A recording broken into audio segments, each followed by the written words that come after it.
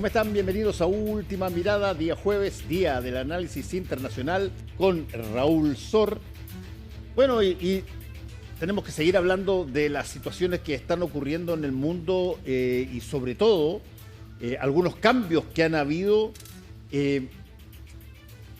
particularmente, y te lo dije antes, yo no había visto un mensaje más, te diría, extraordinario en términos de la capacidad política de plantearlo que el mensaje que en Davos dio el primer ministro de Canadá respecto de Estados Unidos y cómo de alguna manera se termina una relación que muchos países habían tenido, pero incruentas situaciones para poder lograrlo y llegar a generar alguna dosis de complicidad, de trabajar cooperativamente, y da la impresión que el mundo hoy día se partió y no sabemos exactamente cuáles van a ser las nuevas coordenadas.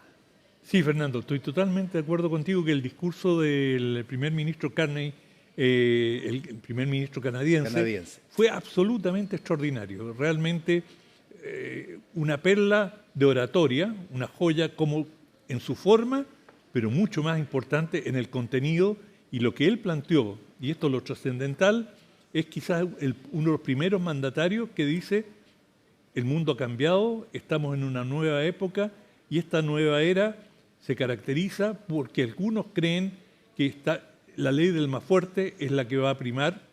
No necesitaba aclarar a quién estaba aludiendo, y de allí él desarrolla su discurso explicando cuál es el mundo nuevo al cual nos enfrentamos y qué consecuencias puede traer.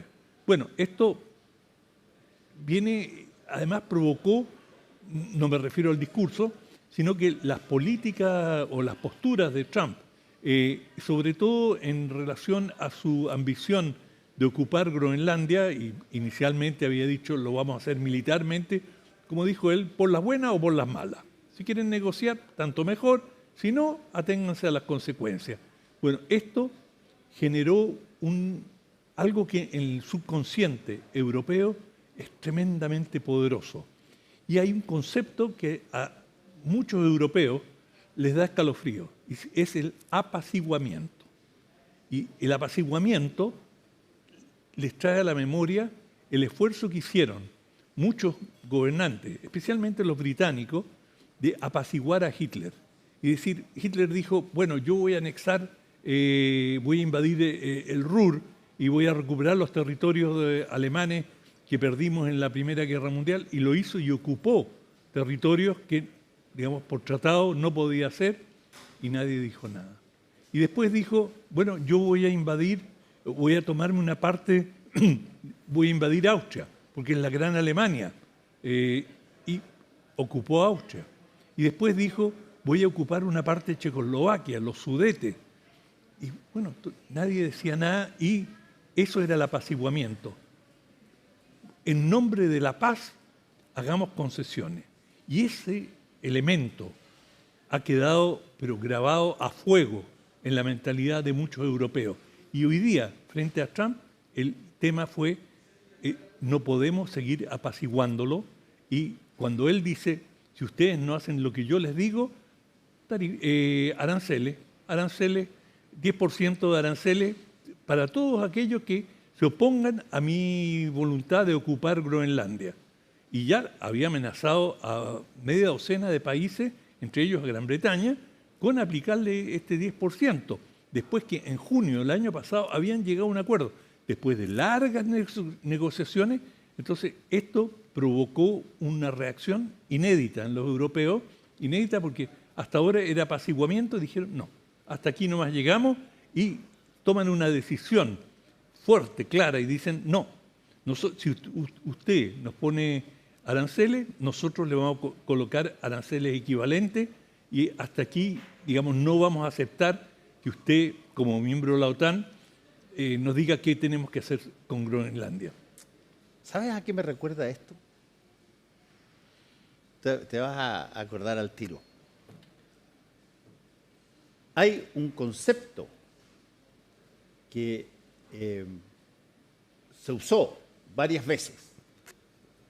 Particularmente lo usó Richard Nixon.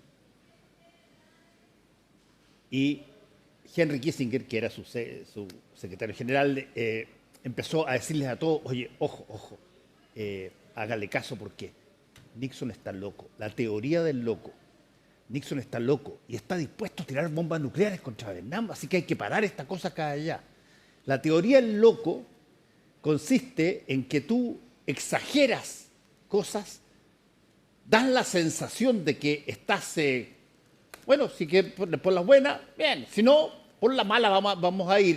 Y entonces le dicen, mira, mejor que te apacigües, mejor que te vengas abajito, que digas que sí, que te pongas sumiso, porque este gallo está trastornado y no sabemos nosotros en qué puede terminar esta cosa. Y finalmente se termina la situación. Acuérdate con Vietnam, cuando Kissinger echa a correr de que Nixon está loquito y que puede hacer, bueno, los vietnamitas se allanaron a conversar.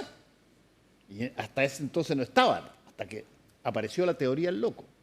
Sí, bueno, hasta cierto punto es verdad que Trump, digamos, utiliza exagerado totalmente, la amenaza, pero este concepto que a mí me parece completamente erróneo, cuando te dicen es perro que ladra, pero perro que ladra no muerde.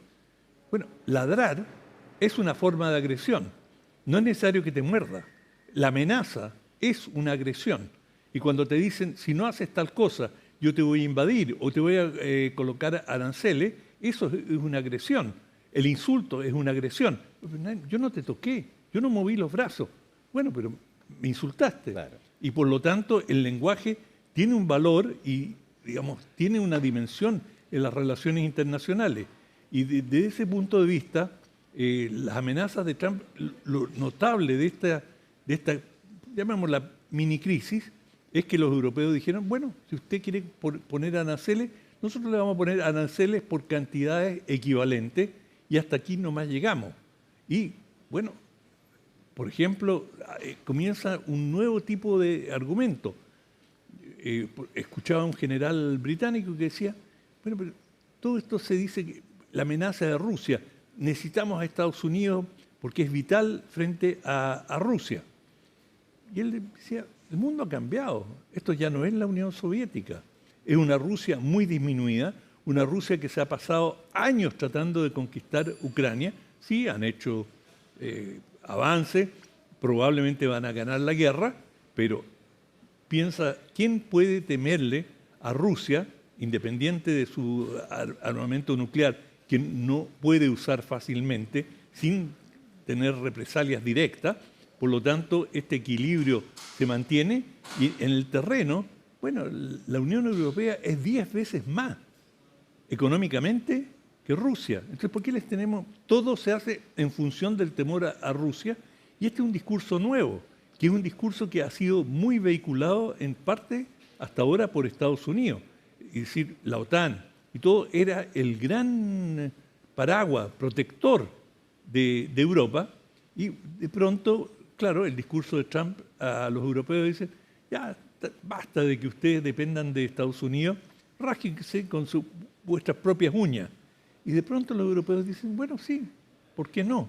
Y hoy día, digamos, y eso abre esta tremenda crisis en la Organización del Tratado del Atlántico Norte, la OTAN, que es la gran alianza sí, claro, de Occidente, encabezada por Estados Unidos, en que, claro, Estados Unidos con esta postura relativamente aislacionista, dice, hagamos América grande otra vez, concentrémonos en nuestros intereses.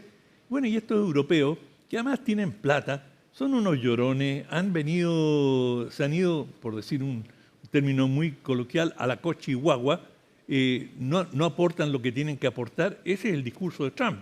Y le ha exigido a los europeos que eleven desde menos del 1% algunos de los países de la Unión Europea pagaban a su defensa nacional, bueno, tienen que llegar al 5%. Y gradualmente los países europeos han ido subiendo su gasto militar. Pero todo esto te habla de un cambio de época absolutamente clave. Es decir, este es el fin de la posguerra fría y estamos entrando a una era de los supremacismos, es decir, en que Estados Unidos dice, yo soy el fuerte del barrio y el resto se Eso lo subordina. hemos dicho acá desde hace harto rato, de que las disputas ideológicas dejaron de tener sentido, son disputas hoy día de poder nomás, de quién es el más fuerte del barrio. Sí, si tú quieres. absolutamente. Independientemente de si que es de izquierda o es de derecha o si es que tiene tal característica o tal otra. Te iba a preguntar por una situación que de alguna manera está pendiente aquí, que son las amenazas. Tú mencionaste básicamente Groenlandia, pero y también mencionaste el canal de Panamá. En algún momento dado Trump habló de Canadá como el estado número 51. Y lo dijiste hace un ratito, cuando alguien declara actitudes para hacer A o B, pero finalmente no las hace, ¿cómo reacciona el otro mundo? ¿Le dice, oye, nos asustamos porque lo que dijo y la posibilidad de que lo haga? ¿O pensamos, oye, este gallo siempre habla más de lo que va a hacer, así que da lo mismo, no hagamos nada? Bueno, ese es el problema con el bluff. O sea, tú estás Claro, blufeando el blufeando. y, bueno, finalmente cuando te dicen, ya te quiero ver, y tú en ese momento reculas y es exactamente lo que hizo Trump. Yo creo que Trump sufrió una gran derrota en cuanto a imagen en esta crisis. Él ha dicho, después de tener una reunión con el secretario general de la OTAN, dijo, vamos a llegar a un acuerdo sobre Groenlandia, pero no precisó. Ahora, de todo lo que ha trascendido, porque el acuerdo todavía es desconocido, Estados Unidos no va a tener soberanía sobre Groenlandia. Lo que va a tener es lo mismo que tenía hasta ahora. Puede tener bases militares, puede hacer ejercicio, puede emplazar ciertas instalaciones en Groenlandia, pero eso lo tenía desde 1925, tenía esos derechos. De manera que... Derechos que le daba... le había concedido Dinamarca. Claro. Entonces, digamos, esto viene de muy larga data. Bueno, y ahora llegan a esta situación en que Estados Unidos hace estas amenazas y Europa le dice, no, hasta aquí llegamos. Y lo confronta. Y cuando lo confronta, Trump recula inmediatamente y dice, no voy a colocar aranceles a los que estén en contra de la presencia de Estados Unidos en Groenlandia. Y bueno, este acuerdo que no ha revelado, y yo creo que es claro por qué no lo ha revelado, significa un gran paso atrás en las aspiraciones absolutistas, digamos, de haber tenido el control total de Groenlandia.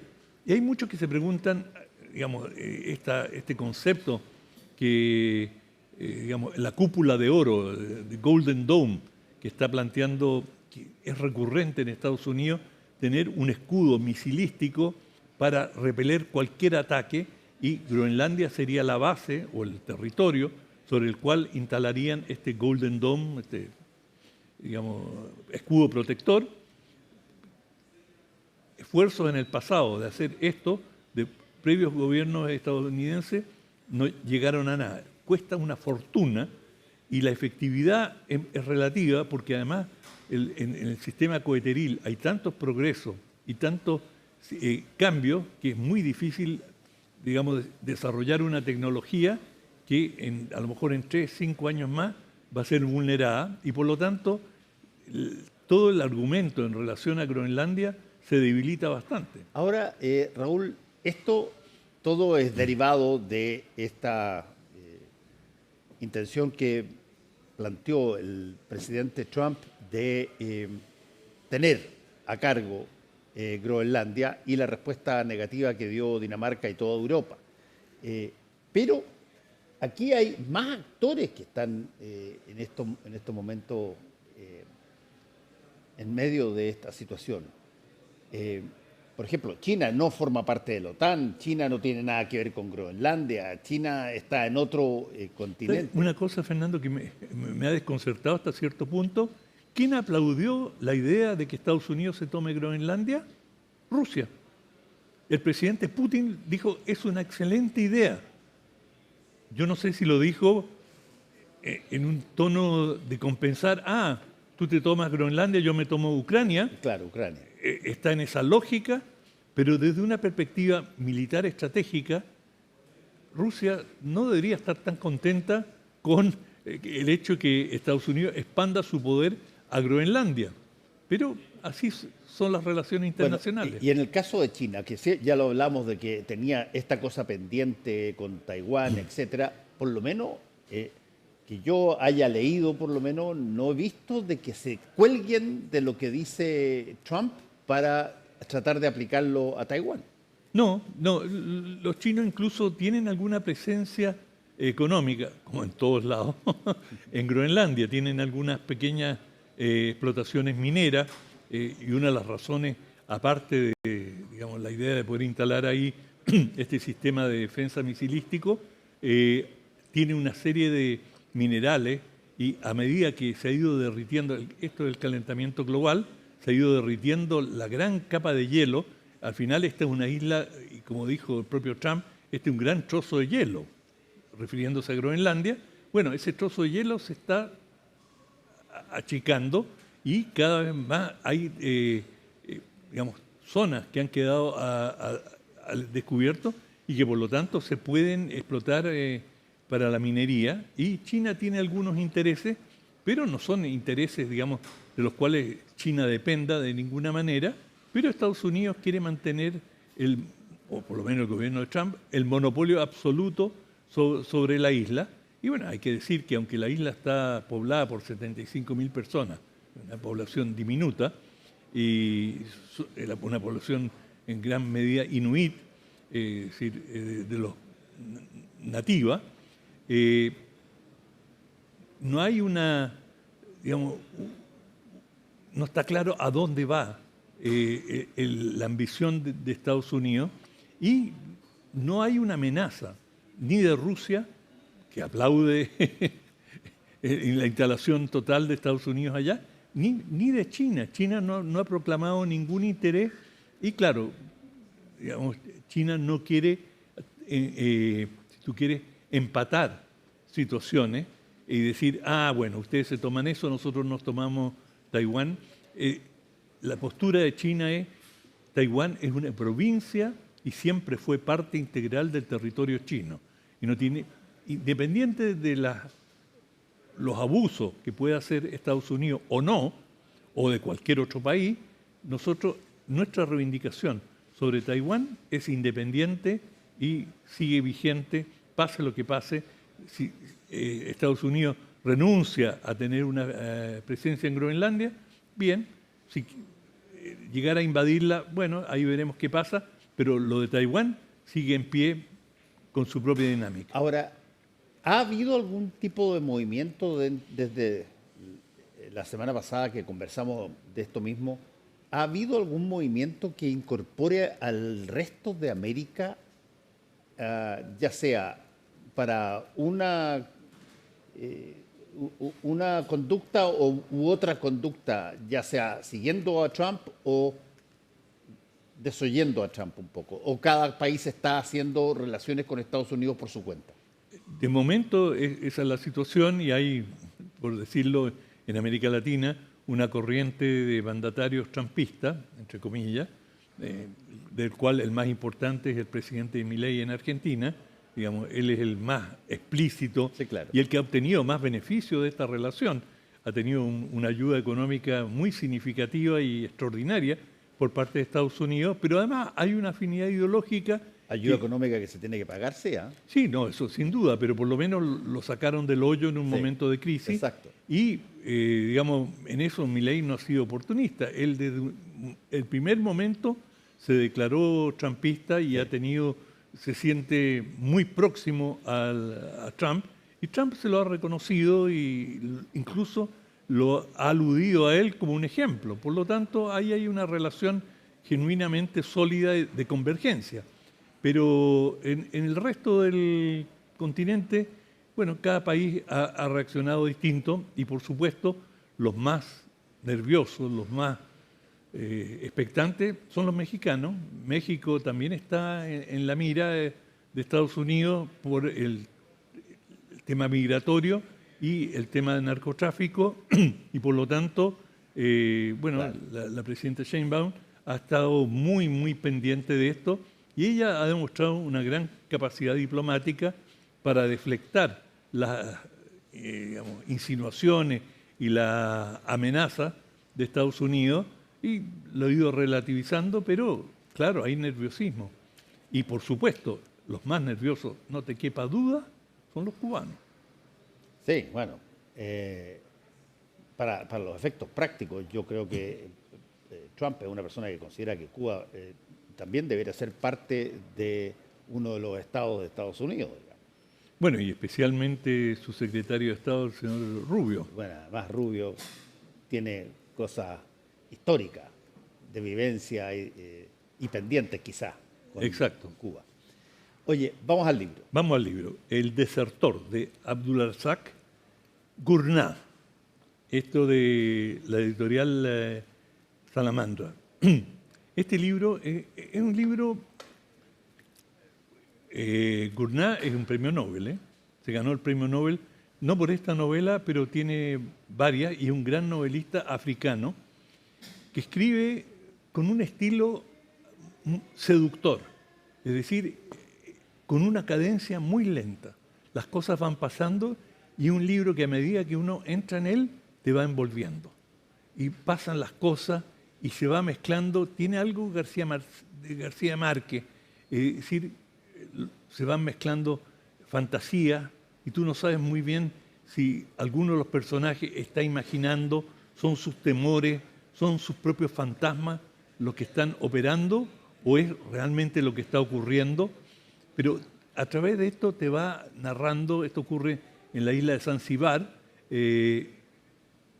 y te pinta un cuadro extraordinario de la vida especialmente rural y cómo son las relaciones familiares, las cadenas de subordinación, las autoridades, la ausencia y la presencia de la autoridad. ¿De quién es Zanzíbar? ¿De quién es? Tanzania. Ah, de Tanzania. De manera que, o Tanzania. Tanzania. Sí. Es un libro muy entretenido, pero es de un estilo completamente diferente. Tiene una cadencia muy diferente, ya que mencioné a García Márquez. Bueno, García Márquez, digamos, es siempre sorprendente, digamos, tiene un estilo, mucho humor. Este libro tiene algún humor, tiene destellos de humor, pero es